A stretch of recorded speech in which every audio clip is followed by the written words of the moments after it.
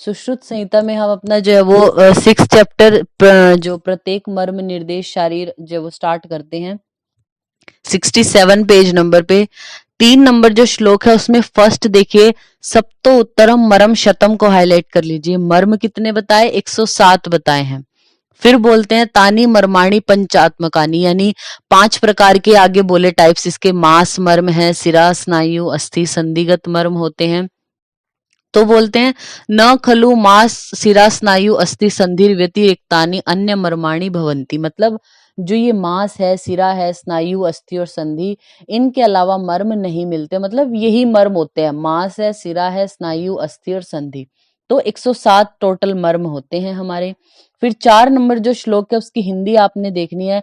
मर्म के विभागों की संख्या ऐसे दी है, तो मांस मर्म हमारे होते हैं, हाईलाइट कर लीजिए 11, सिरा मर्म 41 हाईलाइट कर लीजिए, स्नायु 27, इससे याद रखिए स्नायु 27 होते हैं, अस्थि मर्म 8, ऐसे अस्थि और 8 भी आप अ से ही लिखते हैं, तो अस्थि 8, स्नायु 27, संधि मर्म 20 होते हैं, मांस मर्म 11 और सिरा मर्म हमारे होते हैं 41। नेक्स्ट आता है हमारा, देखिए 5 नंबर जो श्लोक है उसमें देश भेद से मर्मों की संख्या बोली, तो इसमें सेकंड लाइन में देखिए सब शाखाओं में 44 मर्म होते हैं, ये हाईलाइट किया आपने। जो आपकी शाखाएं हैं यानी अपर लिम्स और लोअर लिम्स हैं उनमें क्या बोले 44 मर्म होते हैं, यानी एक हाथ में या एक पैर में पूछे तो 11 मर्म है। फिर पेट और छाती में 12, पीठ में 14 मर्म होते हैं, हाईलाइट कर लीजिए, और कोष्ठ में 26 मर्म होते हैं, ऐसा बताया गया। और गर्दन से ऊपर यानी ऊर्ध्व जत्रुगत 37 मर्म होते हैं, ये आपने हाईलाइट किया। ऊर्ध्व जत्रुगत अगर आपसे पूछे तो 37 होते हैं, शाखाओं में 44, ऊर्ध्व जत्रुगत 37। फिर देखिए यहाँ पे शक्ति के जो मर्म है, यानी हमारे हाथ की बात करें या पैर की बात करें तो कौन से मर्म है? क्षिप्र, तल हृदय, कुर्च होता है, कुर्च शिर होता है, गुल्फ, इंद्रवस्ती, जानु, आणी, उर्वी, लोहिताक्ष, विटपानी च इति। इसी तरीके से हमारे जो है वो दूसरी शक्ति में मर्म होते हैं। अब इसी पेज के जो वो बॉटम पे स्पेस है ना, वहां पे आप लिख लीजिए वाग्वट ने धमनी मर्म 9 बताए। वाग्वट धमनी मर्म 9, आचार्य वाग्वट ने धमनी मर्म 9 बताए हैं। और इसके ब्रैकेट में लिखिए कि आपको ये 9 याद कैसे रखने हैं। अवी का गुद व श्रृंगाटक, अवी का गुद व श्रृंगाटक, इस ट्रिक से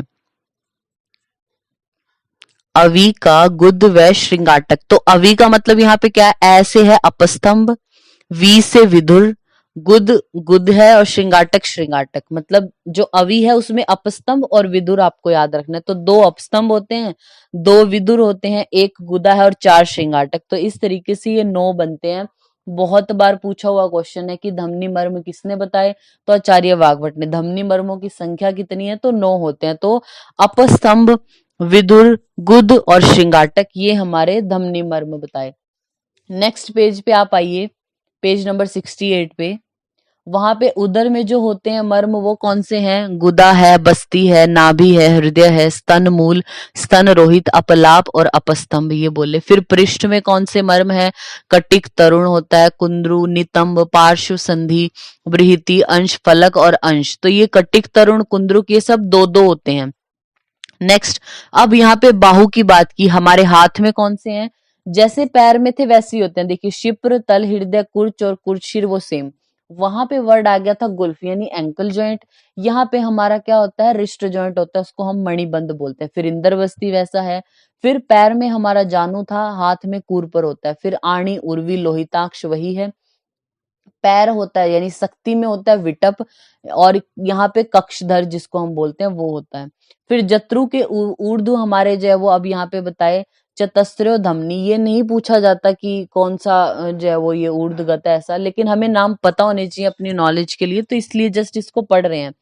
चतस्रो धमनी, हमारी जो धमनियां होती हैं वो 4 हैं। अष्टो मात्रिका को हाईलाइट कर लीजिए आप। अष्टो मात्रिका एक बार जामनगर में क्वेश्चन पूछा हुआ था, मात्रिकाएं जो है वो कितनी होती है? तो अष्टो मात्रिका 8 होती हैं। द्वे क्रिकाटिके, 2 क्रिकाटिके, 2 विदुर, 2 फण होते हैं, द्वाव अपांगो, 2 आवर्त, 2 उत्क्षेप, दो शंख एक स्थपनी, स्थपनी मर्म एक होता है हमारा, पंच सीमंता चतवारी श्रृंगाटक एको अधिपति। तो चाहे आप इसको हिंदी से पढ़ लीजिए कि कौन कौन से होते हैं, जैसे हिंदी है इसकी जो पैर में मर्म करके लिखा है ना, उसमें आप हाईलाइट कीजिए गुल्फ, फिर आगे जानू है और नेक्स्ट लाइन में विटप को, गुल्फ जानू और विटप को आपने हाईलाइट किया। क्यों किया यहाँ पे हमने पैर के मर्मों में गुल्फ जानू और विटप को? क्योंकि ये क्या है, जो हाथ वाले मर्म है उनमें ये डिफरेंस है। उसके नीचे जो उदर और उर लिखा है उसमें गुद बस्ती नाभि हृदय, ये तो है। दो स्तनमूल और दो स्तन रोहित है, इनको हाईलाइट कर लीजिए, दो स्तनमूल और दो स्तन रोहित। फिर पीठ के मर्मों में हाईलाइट नहीं करना, बाहु के जो मर्म लिखे हुए हैं ना हिंदी में, उसमें आप देखिए पांचवा है अपना मणिबंध को हाईलाइट कर लीजिए, सेवंथ कूर्पर को हाईलाइट कर लीजिए और 11वां कक्षधर को। ये पैर में गुल्फ था तो यहाँ पे मणिबंध, वहां पे जानू है तो यहाँ पे कूर्पर, और वहां पे विटप था, यहाँ पे कक्षधर है। फिर जत्रु के ऊपर जो है 4 धमनियां 8 मात्रिकाओं को आपने हाईलाइट किया। आगे जस्ट पढ़ना है, 2 क्रिकाटिका, 2 विदुर, 2 फण, 2 अपांग, 2 आवर्त, 2 उत्क्षेप, 2 शंख, 1 स्थपनी को हाईलाइट कीजिए, 5 सीमंत को, 4 श्रृंगाटक और 1 अधिपति, ये हाईलाइट कर लीजिए। आपको पता होने चाहिए कि कौन कौन से ये होते हैं, यानी कितनी नंबरिंग है। स्थपनी 1 होता है, सीमंत 5, 4 श्रृंगाटक और 1 अधिपति।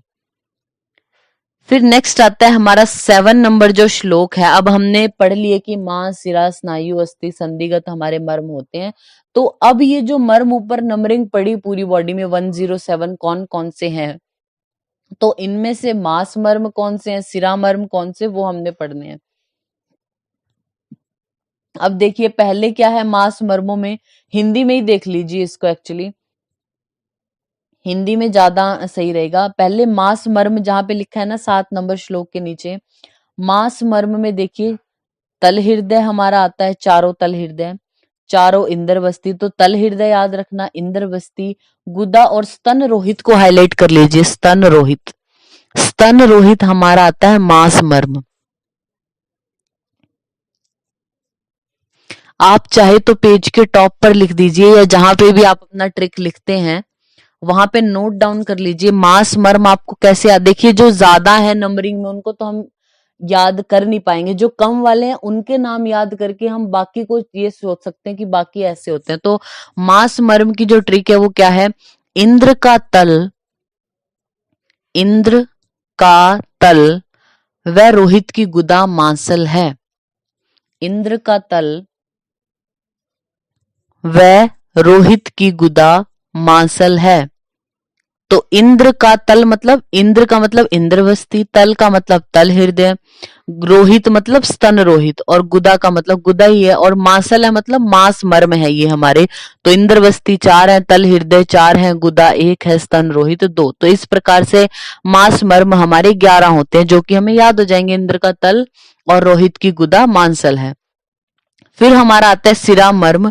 हिंदी में देखिए सिरा मर्म में हमारी नीला और जो धमनी है वो 8 मात्रिकाएं, बोला था ना ऊपर अभी की चतस्रो धमनी, 4 प्रकार की धमनियां होती हैं, तो चारों धमनियां जो है हमारी 8 मात्रिका, 4 श्रृंगाटक, अपांग, स्थपनी, फण, स्तन मूल को हाईलाइट कर लीजिए, सिरा मर्म है हमारा स्तन मूल, ये याद आपने रखना है। देखिए स्तन मूल है हमारा सिरा मर्म, स्तन रोहित मांसल। देखिए स्तन मूल से जाती है सिरा, इससे याद रखना, स्तन मूल से क्या सिरा जाती है, तो सिरा मर्म है हमारा स्तन मूल, और रोहित की गुदा मांसल है तो ये मांस मर्म में आता है। फिर 2 अपलाप, 2 अपस्तंभ, हृदय और नाभि को आप हाईलाइट कर लीजिए, हृदय और नाभि, हृदय में भी सिराएं होती है, नाभि पे भी सिराएं होती हैं हमारी, तो हृदय, नाभि और स्तन मूल ये हमारे सिरा मर्म में है, जो इंपॉर्टेंट है, पूछे जा सकते हैं। नेक्स्ट आता है हमारा स्नायु मर्म। स्नायु मर्म में देखिए आणी, विटप, कक्षधर, कुर्च, कुर्च शीर, बस्ती को हाईलाइट कर लीजिए। नेक्स्ट क्षिप्र, अंश, अंश को हाईलाइट कर लीजिए, और विदुर को, विदुर, बस्ती और अंश आपने हाईलाइट किया। विदुर को पूछा हुआ है कौन सा मर्म है, तो स्नायु मर्म होता है हमारा विदुर।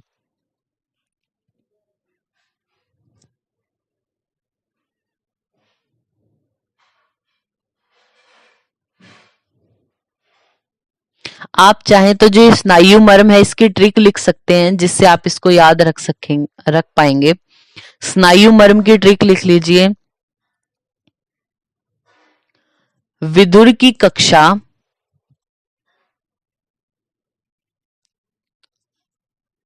विदुर की कक्षा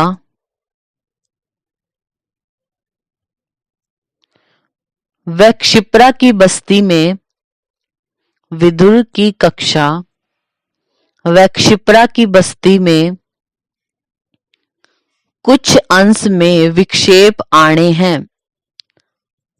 विदुर की कक्षा व क्षिप्रा की बस्ती विदुर की कक्षा व क्षिप्रा की बस्ती में कुछ अंश में विक्षेप आने हैं। आने लिखना, आने। विदुर की कक्षा मतलब विदुर जो हमारा मर्म हो गया, कक्षा मतलब कक्षधर जो हो गया, क्षिप्रा मतलब क्षिप्र मर्म, बस्ती हमें पता ही है। तो धुरंधर जो विदुर है उसकी कक्षा क्षिप्रा की बस्ती में कुछ, कुछ का मतलब कुर्च और कुर्च शीर हमारे दोनों है, तो कुछ का मतलब कुर्च और कुर्च शीर दोनों। अंश हो गया में विक्षेप, विक्षेप का मतलब यहाँ पे विटप और उत्क्षेप दोनों याद रखना। विटप वी, विक्षेप में वी का मतलब विटप और क्षेप मतलब उत्क्षेप। आणे है मतलब आणी। तो ये हमारे स्नायु मर्म हो गए। विदुर की कक्षा और शिप्रा की बस्ती में कुछ अंश में विक्षेप आणे हैं। मतलब आपका क्वेश्चन गलत नहीं होगा, थोड़ा ध्यान रह जाएगा आपको इस तरीके से। तो आपने मास मर्म याद कर लिए कौन से, इंद्र का तल व रोहित की गुदा मांसल। स्नायु मर्म आपको याद हो जाएंगे। देन आता है अस्थि मर्मों की बात। अस्थि में क्या है हमारा, कटिक तरुण 2, नितंब 2, अंश फलक 2 हाईलाइट कर लीजिए और शंख 2। ये हमारे 8 जो है वो अस्थि मर्म बताए।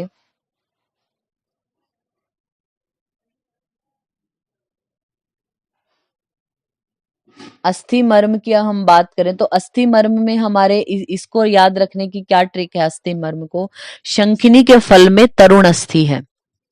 अस्थि याद रह जाएगा ना, तो शंखिनी के फल में तरुण अस्थि है, क्योंकि वर्ड आ रहा है तरुण अस्थि, मतलब ये अस्थि मर्म है। तो शंखिनी का मतलब यहाँ पे शंख है और नी लास्ट जो वर्ड है उसमें नितंब, तो शंख और नितंब ये हमारे अस्थि मर्म में आते हैं। फल का मतलब अंश फलक हो गया। तरुण अस्थि मतलब कटिक तरुण, तरुण से याद रखना कटिक तरुण। तो अस्थि मर्म आपको कैसे याद रखने, शंखिनी के फल में तरुण अस्थि है। तो आपको मास मर्म की ट्रिक हमने बताई, स्नायु की, फिर अस्थि मर्म की। नेक्स्ट आता है हमारा संधि मर्म के बारे में।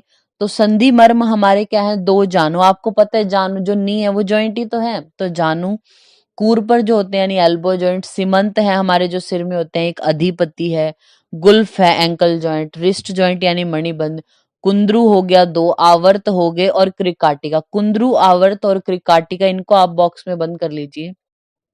कुंद्रू, कुकुंदर मतलब आवर्त और क्रिकाटिका, ये हमारे संधि मर्मों में आते हैं। बाकी तो आपको पता ही है, जॉइंट्स नाम से ही पता चल जाएगा। जानू भी आपका एक जॉइंट है, कूरपर भी, गुल्फ भी, मणिबंध भी, सीमंत भी जो हेड है उनके सूचर्स हैं, जो अधिपति है।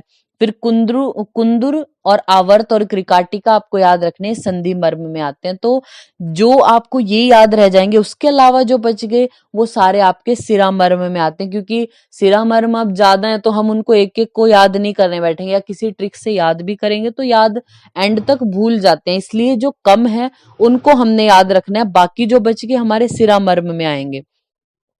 नेक्स्ट आता है हमारा, अब देखिए 8 नंबर जो श्लोक है उसकी हिंदी देखिए आप। मर्मों के प्रकार बताए कि अब मर्म 5 प्रकार के और होते हैं, जो हमारे जैसे मांस मर्म आदि बताए कि मांस है, सिरा, स्नायु, वो तो रचना के आधार पर कि किससे बने हुए हैं, मांस से, सिरा का है, स्नायु है, अस्थि है या संधि है। अब ये बता रहे हैं परिणाम के अनुसार क्या रिजल्ट उनका होगा, उसके अकॉर्डिंग 5 प्रकार का। सद्य प्राणहर मर्म 19 होते हैं, हाईलाइट कर लीजिए। कालांतर प्राणहर 33 होते हैं, विशल्यग्न 3, वैकल्यकर 44, रुजाकर 8 होते हैं, हाईलाइट कर लीजिए। नंबरिंग पूछ सकते हैं आपसे, बिल्कुल सिंपल किसी ने क्वेश्चन बनाना है तो नंबरिंग पूछेंगे। सद्य प्राणहर 19, कालांतर 33, विशल्यग्न 3, वैकल्यकर 44, रुजाकर 8। तो इस तरीके से 107 मर्म बताए। फिर 9 नंबर जो श्लोक है वहां पे देखिए सद्य प्राणहर मर्म बोले कौन से होते हैं, तो 4 श्रृंगाटक, एक अधिपति शंख, जो हमारी सिराएं हैं यानी मात्रिका या अष्टो मात्रिका वो। गुद, हृदय, बस्ती, नाभि को हाईलाइट कर लीजिए। गुद, हृदय, बस्ती और नाभि ये सद्य प्राणहर है, मतलब इन पे अगर आघात हुआ तो सडन ही पेशेंट की डेथ हो जाती है, ऐसा बोला। सद्य प्राणहर है गुदा, हृदय, बस्ती और नाभि। नेक्स्ट हमारा आता है 10 नंबर श्लोक में कालांतर प्राणहर मर्म है, उनके बारे में बताया हुआ है। कालांतर प्राण में जो है वो वक्षो मर्म, ये लिखा है ना 8, तो छाती के मर्म, 2 स्तन मूल, 2 स्तन रोहित, 2 अपलाप, 2 अपस्तंभ को हाईलाइट कर लीजिए। स्तन मूल, स्तन रोहित, अपलाप और अपस्तंभ ये। फिर आता है सीमंत है हमारे, तल हृदय है, क्षिप्र मर्म को हाईलाइट कर लीजिए आप। क्षिप्र मर्म ये हमारे कालांतर हैं, ये आपने हाईलाइट किया। तो 2 स्तनमूल, 2 स्तन रोहित, 2 अपस्तंभ, 2 अपलाप और 4 हमारे क्षिप्र हैं, ये कालांतर में आते हैं। सद्य में हमने गुदा, हृदय, बस्ती, नाभि ये पढ़ा। नेक्स्ट हमारा आता है विशल्यग्न मर्म, हमारे 3 ही होते हैं तो आप इनको याद रख सकते हैं इजीली। उत्क्षेप होते हैं 2 और एक स्थपनी। स्थपनी जहां पे ये जो हमारा ग्लैबेला होता है ना, यहाँ पे जो मर्म है ग्लैबेला पे, तो इसको बोलते हैं स्थपनी मर्म। तो स्थपनी 1 और उत्क्षेप 2 ये होते हैं विशल्यग्न। यानी मतलब क्या है विशल्यग्न, जब तक शल्य रहेगा उनमें तब तक तो प्राण है, जैसे ही आपने शल्य निकाला व्यक्ति की मृत्यु हो जाती है। फिर नेक्स्ट बोले हैं वैकल्यकर मर्म, इनमें हम हाईलाइट कुछ नहीं करेंगे, जस्ट देखेंगे। लोहिताक्ष, आणी, जानू, उर्वी, कुर्च, विटप, कूर्पर, कुंद्रुक, कक्षधर, विधुर, कृकाटिका, अंश, अंश फलक, अपांग, नीला, मन्या को आप अंडरलाइन कर सकते हैं, यानी जो धमनियां हैं हमारी वो विकलता करने वाली है, मात्रिकाएं हमारी सद्य प्राणहर है। फिर हमारा आता है रुजाकर मर्म जो है, इसमें गुल्फ, ठीक है, जो एंकल जॉइंट है हमारा यानी वहां। मणि बंद है जो यानी रिस्ट जॉइंट। कुर्च शिर ये हमारे क्या होते हैं 8 जो है वो रुजाकर मर्म। तो आपको 3 नाम याद करने हैं। पैरों की अगर बात करें तो वहां पे उसका एंकल जॉइंट, हाथों की अगर बात करें तो उसका रिस्ट जॉइंट, और कुर्च शिर ये हमारे जो 8 है ये रुजाकर है। तो रुजाकर आपको 8 के 8 याद हो गए। विशल्यग्न आपको याद हो गए कि उत्क्षेप और स्थपनी है। सद्य प्राणहर में आपको याद रखना है गुदा, हृदय, बस्ती और नाभि, हमने हाईलाइट ही कराया। उसके अलावा मात्रिकाएं हमारी सद्य प्राणहर। कालांतर में वक्ष के जो मर्म है अपलाप, अपस्तंभ, स्तनमूल, स्तन रोहित और क्षिप्र जो है वो हमारा कालांतर में आता है। मोस्टली इससे ही आपका जो है वो ऑप्शन 4 ही आएंगे तो हो जाएगा इससे, अगर आप इतना करेंगे। क्योंकि अभी सबको याद करने की कोशिश करेंगे तो अब मे बी एफर्ट ज्यादा लगा के, टाइम ज्यादा लगा के हो भी जाए, बट एंड तक नहीं याद रहता। तो जो हाईलाइटेड पॉइंट्स हैं वो आपने जरूर याद रखने हैं। फिर हमारा 17 नंबर जो श्लोक है इसी पेज पे बॉटम में, वहां देखिए बोला है तत्र सद्य प्राण हरानी आग्नेयानी को हाईलाइट कर लीजिए। सद्य प्राणहर आग्नेय होते हैं। फिर अग्नि गुणेशु आसु क्षीणेन क्षप्यंती, यानी अग्नि गुण होने की वजह से इसलिए क्या करेंगे व्यक्ति को जल्दी मारने वाले होते हैं। कालांतर प्राण हरानी सौम्य आग्नेय को हाईलाइट किया आपने। जो सद्य प्राणहर है उनका नेचर पूछा जाता है तो आग्नेय नेचर के होते हैं, तभी तो सद्य मार देंगे इंसान को। कालांतर प्राणहर सौम्य आग्नेय यानी सौम्य भी है और आग्नेय भी है।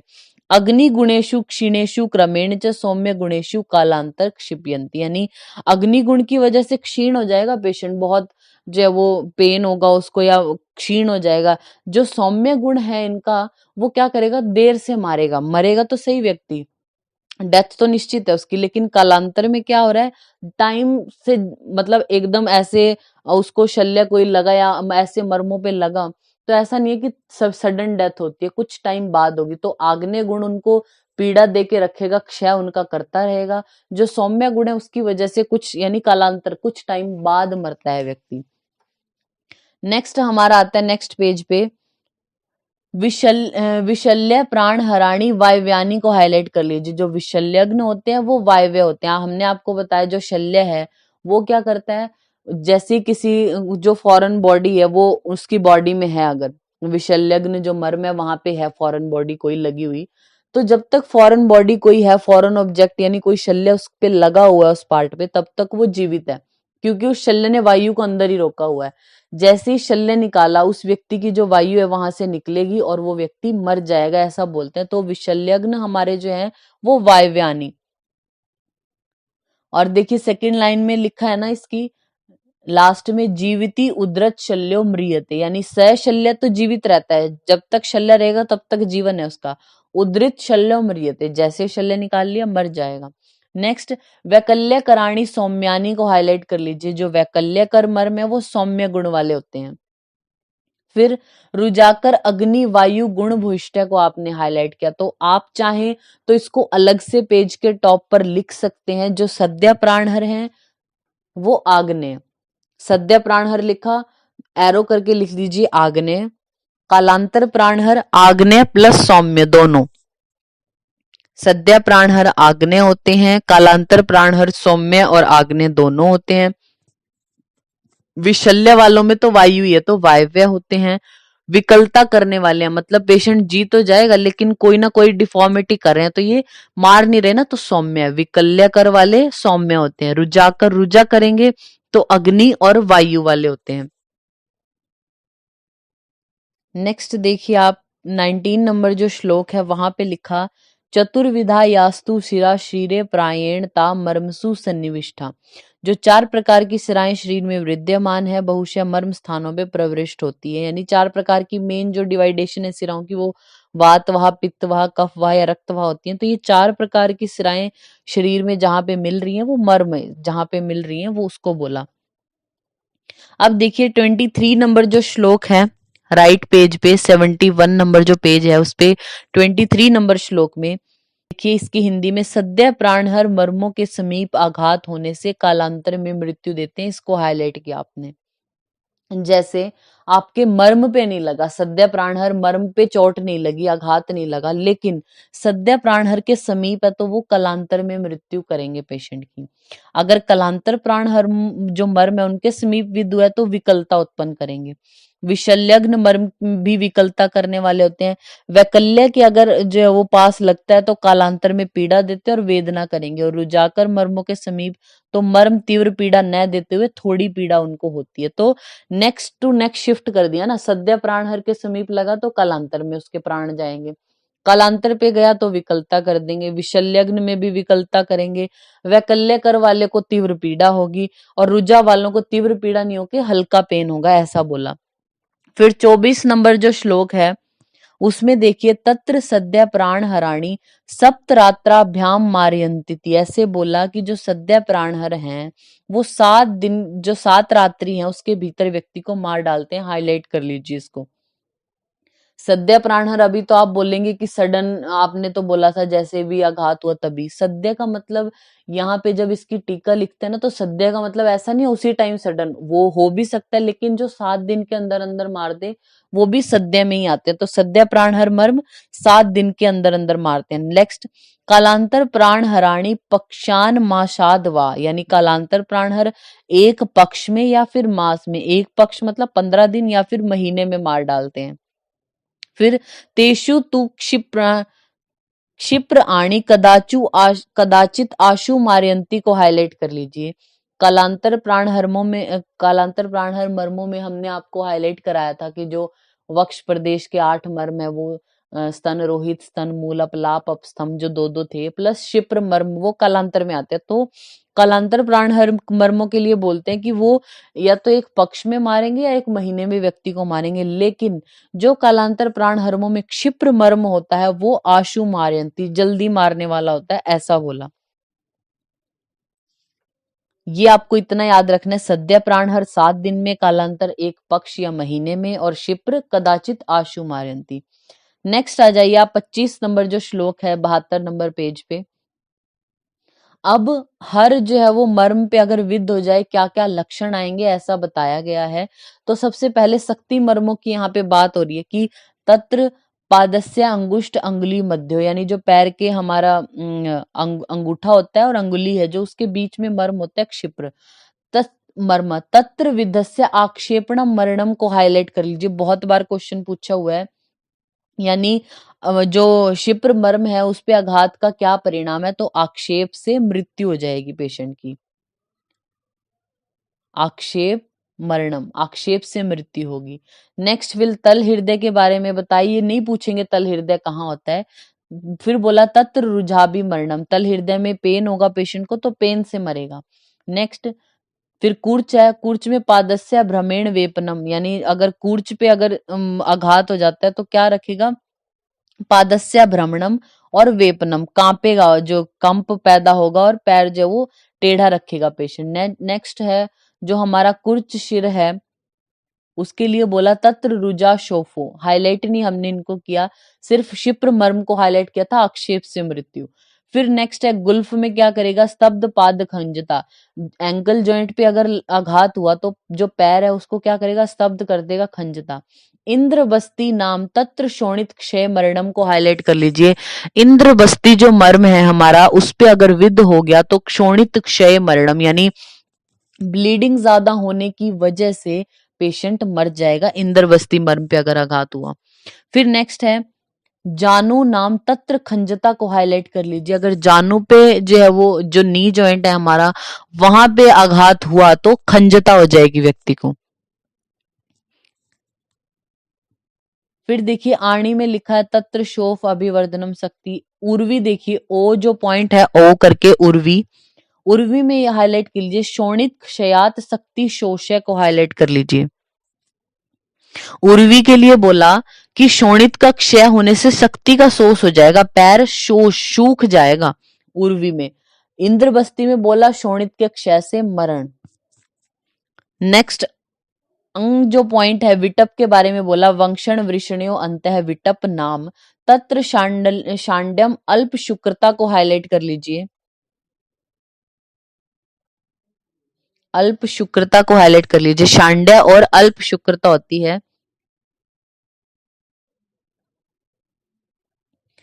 राइट पेज पे देखिए, अब यहाँ पे बोला है कि जो उदर है हमारे, उदर के उरह प्रदेश के जो मर्म है उनपे क्या होगा, सबसे पहले बोला कि तत्र वार्च निसरम स्थूलांतर प्रतिबद्धा, तो गुद के बारे में बोल रहे हैं, तत्र गुद नाम मर्म है तत्र सद्यो मरणम को हाईलाइट कर लीजिए, अगर गुद मर्म है जो उस पर आघात हुआ तो सद्यो मरण।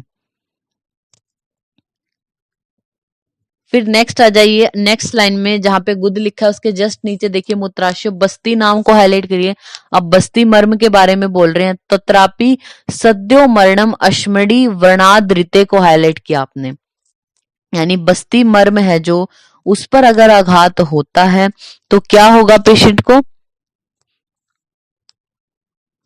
तो तत्काल मृत्यु होगी, मतलब अश्मरी का व्रण यहाँ लिखा है ना इसके आगे, सद्यो मरणम अश्मरी वर्णाद्रिते, यानी अश्मरी व्रण को छोड़ के अगर कोई और व्रण इस जगह पे विद हो जाए, यानी बस्ती मर्म किया तो सद्यो मरण हो जाएगा।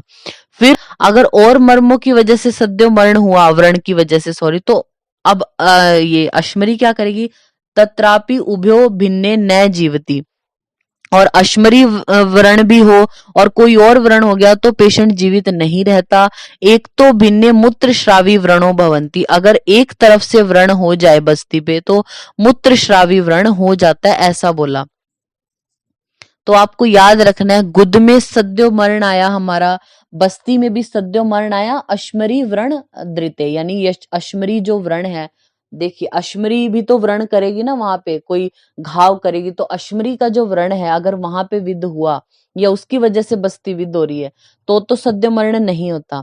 बाकी अन्य कोई व्रण हो गया जिसने जो है वो हार्म किया बस्ती को तो सद्यो मरण है, और अगर दोनों ही हो गया अश्मरी की वजह से भी और वैसा भी तो न जीवती, वो नहीं जीता, और एक कोई भी हो जाए उनमें से, यानी एक तरफ व्रण हो तो मूत्र श्रावी व्रण होता है। नेक्स्ट ई जो पॉइंट है उसमें नाभि के बारे में बोला, तो नाभि तत्रापि सद्यो मरणम को हाईलाइट कर लीजिए, नाभि में भी क्या होता है, सद्यो मरण होता है अगर आघात हो गया। फिर नाभि के जस्ट नीचे देखिए लाइन है जो जहां पे पॉइंट सत्व रज तम अधिष्ठानम हृदय को हाईलाइट किया, सत्व रज तम इनका अधिष्ठान हृदय, तत्रापि सद्य एव मरणम को हाईलाइट आपने किया, उस पे भी सद्य मरण होता है। तो गुद हो गया, बस्ती, नाभि और हृदय, इन सब में सद्यो मरण आया अब तक। नेक्स्ट जो ऊ पॉइंट है उसमें स्तन मूल के बारे में लिखा है, तो स्तन मूले तत्र कफ पूर्ण कोष्ठता को हाईलाइट किया, का श्वासाभ्याम म्रियते हाईलाइट किया आपने।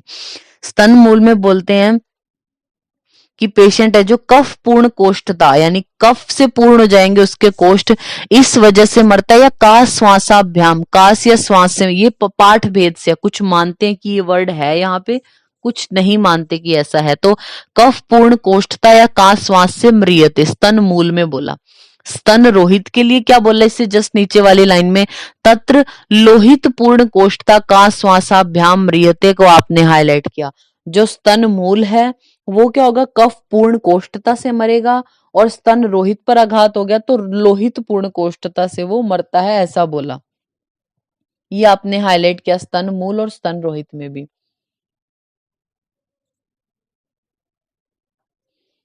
तो ये तो इजी था। गुद, बस्ती, नाभि और हृदय, इनमें सद्यो मरण आया। स्तन मूल है जो मूल में कफ पूर्ण कोष्ठता, और स्तन रोहित में लोहित पूर्ण कोष्ठता से मरेगा। नेक्स्ट हमारा आता है 74 नंबर जो पेज है उस पे देखिए 27 नंबर श्लोक। अब पृष्ठ के जो मर्म है उनके बारे में बोला, तो इनमें से इतना कोई इंपॉर्टेंट नहीं है तो हम हाईलाइट नहीं करेंगे, बट एक बार पढ़ लेते हैं। तो फर्स्ट लाइन में देखिए ए जो पॉइंट है, कटिक तरुण के बारे में बोला, तत्र क्षोणित क्षयाद पांडु विवर्णो हीन रूपश्च म्रियते, यानी अगर कुंद्रू जो हम कटिक तरुण है सॉरी उस पे अगर आघात हो जाता है, विद हो जाता है, तो क्या होगा, क्षोणित क्षयात, रक्त का क्षय हो जाएगा, पांडु हो जाएगा शरीर उसका, विवर्ण हो जाएगा, हीन रूप हो जाएगा और मृत्यु हो जाएगी। फिर कुकुंदर के लिए बोला, स्पर्श अज्ञानम अध काया चेष्टा उपघात है। अगर कुकुंदर मर्म पर आघात हो जाता है तो क्या होगा, तो स्पर्श का अज्ञान होगा और अधोभाग की जो चेष्टाएं, अध काय की चेष्टाएं रुक जाएंगी। उसके जस्ट नीचे कुकुंदर के नीचे नितंब के बारे में बताया, अध काय शोषो दुर्बल्यश्च मरणम, अध काय जो है वो सूख जाएगी अगर नितंब पर हो गया आघात, दुर्बलता और मरण। इसके जस्ट नीचे पार्श्व संधि, पार्श्व संधि में लोहित पूर्ण कोष्ठता म्रियते, ऐसा पार्श्व संधि के लिए बोला। फिर वृहति के लिए बोला ऊ पॉइंट में, शोणित अति प्रवृत्ति निमित्तेर उपद्रव म्रियते। फिर अंश फलक में बाहु स्वाप, अंश फलक में बाहु के जो नमनेस हो जाएगी। नेक्स्ट हमारा आता है 28 नंबर जो श्लोक है। अब ऊर्ध जत्रुगत जो है उनके बारे में बोला। अ पॉइंट जो है उसमें बोला कि चतस्रो धमनी, दो नीला दो मन्या, चार धमनियां होती हैं जिनमें दो नीला है दो मन्या, अगर इन पे आघात हो गया मुक्ता स्वर विकृति अरसग्राहिता चाहिए, मन्याओं पर अगर आघात हो गया या धमनियों पर तब क्या होगा, मूक हो जाएगा पेशेंट, स्वर की विकृति अरसग्राहिता च। नेक्स्ट सिरा मात्रिका लिखा है ना आ पॉइंट में, उसको हाईलाइट कर लीजिए, सद्यो मरणम। मात्रिकाएं वैसे भी हमारे सद्यो मरण जो मर्म है सद्य प्राणहर उनमें आती है, तो मात्रिका में क्या होगा, सद्यो मरणम। फिर इंपॉर्टेंट है ई पॉइंट में क्रिकाटिका चल मूर्धता को हाईलाइट कर लीजिए आप। क्रिकाटिका, क्रिकाटिका से क्या होगा, चल मूर्धता, यानी सिर जो ऊपर वाला सिर वाला जो पार्ट है ना हमारा गर्दन पे टिका हुआ है, जैसे नेक पे हेड है ना, तो क्या हो जाएगा, अगर क्रिकाटिका मर्म हमारा नेक पॉइंट पे होता है पिछली तरफ थोड़ा, तो यहाँ पे अगर आघात हुआ तो चल मूर्धता, पेशेंट का सिर हिलता रहता है, ऐसा हो जाएगा। फिर उसके जस्ट नीचे देखिए विधुर बाधिर्य, विधुर होता है हमारा कान ईयर के पास में, तो अगर विधुर पर आघात हो गया तो बाधिर्य सुनेगा ही नहीं, तो ये बाधिर्य और क्रिकाटिका वाला पूछा हुआ क्वेश्चन है बहुत बार। नेक्स्ट ऊ पॉइंट में फण के बारे में लास्ट में लिखा, फणे तत्र गंध अज्ञानम, गंध का ज्ञान नहीं होगा, फण मर्म होते हैं नाक के ऊपर, तो फिर गंध का ज्ञान नहीं होगा पेशेंट को।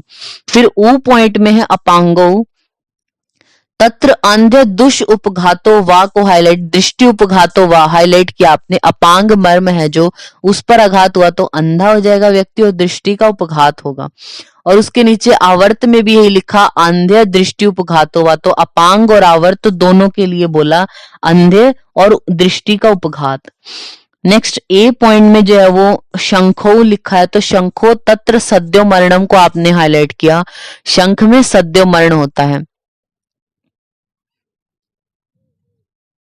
फिर जो उत्क्षेप है उसके लिखा, तत्र सशल्यो जीवितेन, ये हमें पता है उत्क्षेप में अगर सशल्य तो जीवित रहता है, पाक हो गया पतित शल्यवान है, धृत शल्य, ऐसा ये नहीं पढ़ना। भ्रुवो मध्य स्थपनी, तत्र उत्क्षेपवत को आप हाईलाइट कर लीजिए कि भ्रू के मध्य में जो हमारा मर्म होता है उसको आप क्या बोलते हो, जो वो स्थपनी बोलते हैं, और स्थपनी के क्या लक्षण होंगे, उत्क्षेपवत, क्योंकि उत्क्षेप भी हमारा क्या है, वे शल्यग्न जो मर्म है उसमें आता है, तो उसमें भी उत्क्षेप के समान ही कष्ट होगा। मतलब अगर शल्य रहने दिया आपने तो व्यक्ति ठीक रहेगा, अगर शल्य मतलब उस स्थान पे पाक हो गया और शल्य निकल गया, आपने निकाला, तो व्यक्ति मर जाएगा, ऐसा। फिर नेक्स्ट आता है अंक पॉइंट में सीमंत के बारे में। सीमंता नाम उन्माद भय चित्त नाशे मरणम को हाईलाइट कर लीजिए। अगर सीमंत पर आघात हुआ तो उन्माद होगा, भय, चित्त नाश और मरण हो जाएगा। फिर इससे नेक्स्ट पॉइंट में हमारा श्रृंगाटक है, उसके बारे में। तो लास्ट वर्ड देखिए श्रृंगाटक में, सद्यो मरणम। क पॉइंट के ऊपर लिखा है ना सद्यो मरणम, तो श्रृंगाटक के लिए आया सद्यो मरण होता है। तो हम एक बार रिपीट करते हैं, जो ये हमारे ऊर्ध्व जत्रुगत जो मर्म है, इसमें आपने पहले जो हमारी 4 धमनियां उसमें पढ़ा मुक्ता, स्वर विकृति और रसग्राहिता, हाईलाइट नहीं किया। अब जो हाईलाइटेड है वो देखिए, जो मात्रिकाएं हैं हमारी 8, उससे सद्यो मरण होता है। क्रिकाटिका से चल मूर्धता, विदुर से बाधिर्य, फण से गंध का अज्ञान, अपांग और आवर्त दोनों से क्या होगा, अंधे हो जाएगा, दृष्टि का उपघात होगा। शंख में सद्यो मरणम। उत्क्षेप और स्थपनी दोनों में क्या होगा कि अगर शल्य है तो जीवित रहेगा, पाक हो गया और शल्य, वहां पाक होने पर शल्य तो वहां से निकलेगा ही, ठीक है, तो शल्य जैसे ही निकल गया तो वो नहीं बचेगा पेशेंट। सीमंत के लिए इंपॉर्टेंट है उन्माद भय चित्त नाश या मरणम, और श्रृंगाटक हमारे सद्यो मरण। तो पूछ सकते हैं उन्माद जो वो किसके आघात का लक्षण है, या सीमंत पर जो है वो आघात होने का क्या परिणाम है, तो उन्माद व्याधि हो जाती है, ऐसा बोलते हैं। फिर 76 नंबर जो पेज है उस पे आइए आप। 29, 30 और 31 नंबर श्लोक के नीचे हिंदी लिखी है, इसमें देखिए, हिंदी में देखिए, उर्वी कूर्च शिर विटप कक्ष यानी कक्षधर पार्श्व स्तन मूल, ये एक एक अंगुल प्रमाण के होते हैं, इसको हाईलाइट कर लिया। यानी अब इनका प्रमाण बताया है कि कितने प्रमाण के होते हैं, तो 1 अंगुली जितना प्रमाण होता है किनका, उर्वी का, कुर्च शिर का, कक्षा, विटप, पार्श्व, स्तन मूल। स्तन मूल हाईलाइट कर लीजिए, जिसका आपको अच्छे से याद रखना है। स्तन मूल 1 अंगुली जितना प्रमाण होता है। नेक्स्ट देखिए आप, मणि बंद और गुल्फ, ये 2-2 अंगुल के हाईलाइट कर लीजिए हिंदी में इनको। जो हमारा एंकल जॉइंट है और हमारी रिस्ट है वो है 2-2 अंगुल प्रमाण के। रिस्ट, मणि बंद और गुल्फ ये 2-2 अंगुल प्रमाण के। नेक्स्ट हमारा जानू और 2 जो कूर्पर है यानी जो नी जॉइंट है और एल्बो जॉइंट है, ये 3-3 अंगुल प्रमाण के। सबसे आगे वाले जो जॉइंट है, जैसे पैरों में अगर बात करें तो एंकल जॉइंट है पहले नीचे की तरफ से, और हाथों में जो है वो रिस्ट है। तो जो एंकल और रिस्ट जॉइंट है, मणिबंध और गुल्फ हमारे ये 2 अंगुल प्रमाण के, कूर्पर और जो जानू है वो हमारे 3 अंगुल प्रमाण के होते, ऐसा बोला। और इसके ऊपर हमने पढ़ा उर्वी सिर यानी कुर्च शिर विटप कक्ष पार्श्व स्तन मूल है जो वो 1-1 प्रमाण के। फिर बोलते हैं हृदय, बस्ती, कूर्च, गुद, नाभि और सिरा 4 श्रृंगाटक, 5 सीमंत, गले में जो 10 हैं हमारे यानी नीला, मन्या और मातृकाएं, ये हथेली के गड्ढे के बराबर। मतलब श्लोक में वर्ड है स्व पाणी तल कुचित समन्तानी, यानी स्व पाणी तल, जैसे आप अपने जो पानी अपना हाथ है उसको संकुचित करो ना, उसके तल को जितना ऐसे करते हैं यानी हाथ के गड्ढे के बराबर, ये आपको याद रखना है। हृदय, बस्ती सभी को हाईलाइट कर लीजिए वैसे तो, हृदय, बस्ती, गुदा, नाभि ये इंपॉर्टेंट है। फिर कूर्च आता है हमारा जो स्व पाणी तल जितना होता है। श्रृंगाटक, सीमंत और धमनियां हमारी जो मतलब नीला और मन्या है और 8 मात्रिकाएं, ये होती हैं हथेली के प्रमाण की। शेष मर्म उसके नीचे देखिए, शेष मर्म आधा अंगुल जो वो लंबे चौड़े होते हैं, ऐसा बोला गया।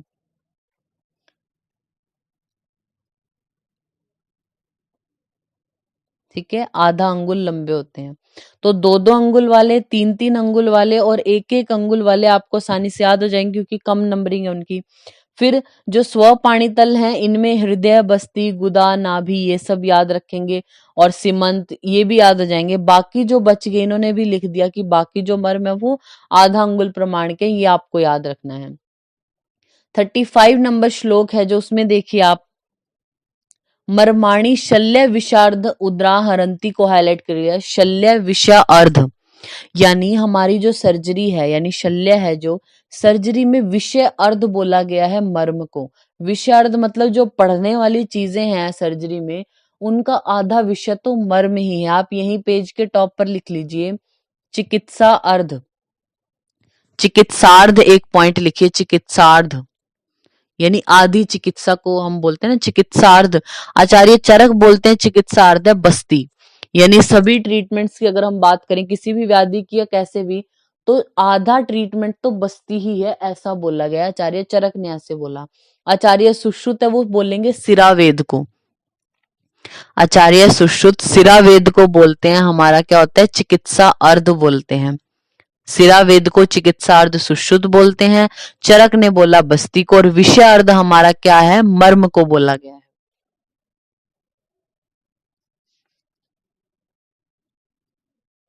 अब देखिए 37 नंबर जो श्लोक है इसमें, 37 नंबर श्लोक की हिंदी में देखिए, मर्म में प्राय जो सोम है यानी जल यानी कफ है, जो वायु है अग्नि यानी हमारा पित्त, तो वात पित्त कफ वो, प्लस में सत्व रज तम और भूतात्मा, ये वहां पे उस पॉइंट पे रहते हैं। तीनों दोष हमारे जो है वो शारीरिक और तीनों हमारे जो है वो मानसिक जो गुण है वो, और भूतात्मा, ये मर्मों पर जो है वो, जहाँ पे मर्म होते हैं वहां पे इनका निवास विशेष रूप से होता है, इसलिए मर्मों पे अगर आघात हो जाए तो प्राणी जीवित नहीं रहता, ऐसा बोला गया है। फिर 44 नंबर जो श्लोक है उसमें आइए आप हिंदी में ही देखिए, मतलब ये बोलते हैं कि जो मर्म के विकार हैं वो कृच्छ साध्य होते हैं, नॉर्मली कृच्छ साध्य होते हैं, यानी कष्ट से साध्य है, ठीक नहीं होते मर्म हमारे।